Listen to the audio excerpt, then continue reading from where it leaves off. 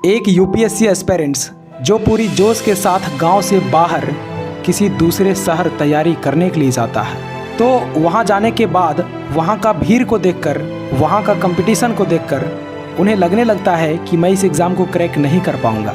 अरे लोग इतने सालों से यहाँ मेहनत कर रहे हैं, तो उनका नहीं हो रहा है तो मेरा कैसे होगा।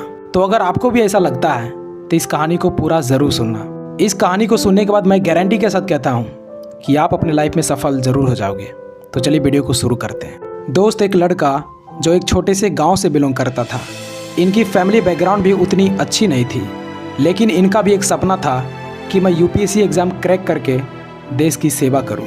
और फिर इसने यूपीएससी की तैयारी करने के लिए अपने माँ बाप से दूर यूपीएससी की दुनिया दिल्ली चला गया।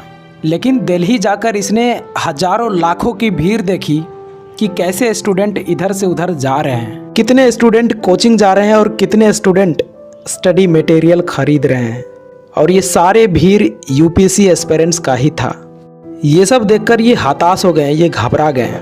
ये इतनी भीड़ को देखकर, इतने कंपटीशन को देखकर डिप्रेशन में चला गया और इनके दिमाग में सिर्फ नेगेटिव बातें चलने लगी।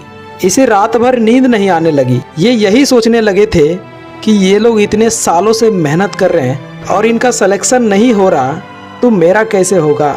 अरे मेरी तो बैकग्राउंड भी अच्छी नहीं है।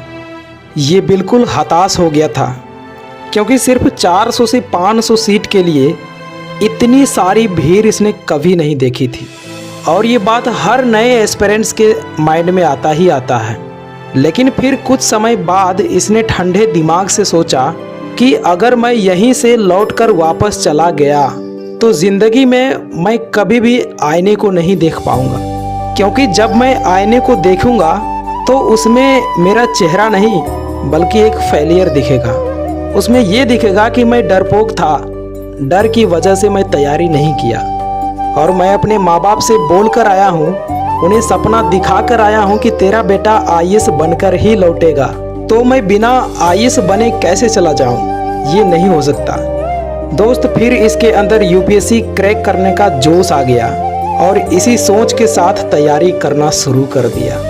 और इसने पूरी मेहनत और डेडिकेशन के साथ तैयारी करने लगा।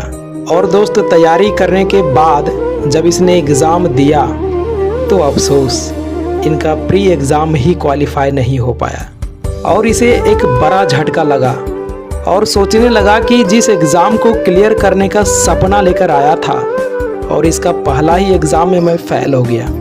और दोस्त, जब ये फ़ेल हुआ ना तो इसके घर के आसपास वाले लोग ताना देना शुरू कर दिए। वो कहने लगे कि तेरे बेटे से यूपीएससी नहीं निकल पाएगा, तुम क्यों सपने बड़े देखकर यूपीएससी की तैयारी करने के लिए दिल्ली भेज दिया, उससे कुछ नहीं हो पाएगा। दोस्त, ये सब देखकर ये लड़का पूरा टूट गया और फिर इसने खुद से कहा कि कोई बात नहीं, अपना टाइम आएगा, मैं एक दिन यह ताने को तालियां में बदल कर ही रहूँगा। और दोस्त, इसने इस साल किए गए गलतियों को सुधार करके दुगनी मेहनत के साथ तैयारी करना शुरू कर दिया। और इसका परिणाम यह निकला कि इसने प्री मेंस अपने दूसरे ही अटेम्प्ट में पास कर गया और अब सिर्फ इसका इंटरव्यू ही बाकी था। लेकिन जब यह इंटरव्यू देने के लिए जा रहे थे तो इनके माइंड में सिर्फ नेगेटिव थॉट ही चल रहा था कि यार अगर सिलेक्शन नहीं हुआ तो क्या होगा, अगर मैं जवाब नहीं दे पाया तो क्या होगा। मतलब इसे खुद के ऊपर भरोसा नहीं रहा था। इसने अपना सेल्फ कॉन्फिडेंस खो दिया और इसने जैसे तैसे करके नर्वस में ही इंटरव्यू दे दिया और रिज़ल्ट का इंतज़ार बहुत उम्मीद के साथ कर रहे थे, ये सोचकर कि चलो इंटरव्यू तो ख़राब गया लेकिन कोई न कोई छोटा पद तो ज़रूर मिल जाएगा। लेकिन दोस्त, जब रिज़ल्ट आया तो ठीक उसका उल्टा हो गया, लिस्ट में इनका नाम ही नहीं था। इसके बाद ये लड़का खुद को संभाल नहीं पाया, इनका सारा सपना चूर चूर हो गया और इनके साथ इनके माँ बाप का भी सपना टूट गया।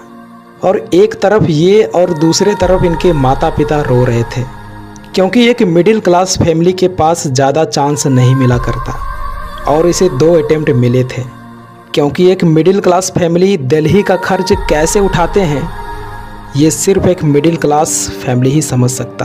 दोस्त, इस दुख की घड़ी में इस लड़के को हौसला देने वाली इनकी माँ थी इनकी माँ ने बोली कि बेटा इतना आगे निकल गया है और आखिरी पड़ाव पे आके तुम्हारा रिजेक्शन हुआ है। बेटा एक लंबी छलांग मारो और अगली बार तुम्हारा सिलेक्शन कोई नहीं रोक पाएगा। ये एक माँ का आशीर्वाद है बेटा।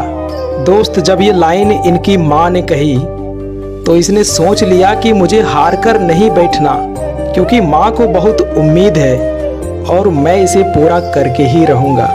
दोस्त, इसने फिर से दिन रात करके तैयारी करना शुरू कर दिया, क्योंकि एक एग्ज़ाम के चलते अपने माँ बाप के आंखों में आंसू आना ये कोई बर्दाश्त ही नहीं कर सकता।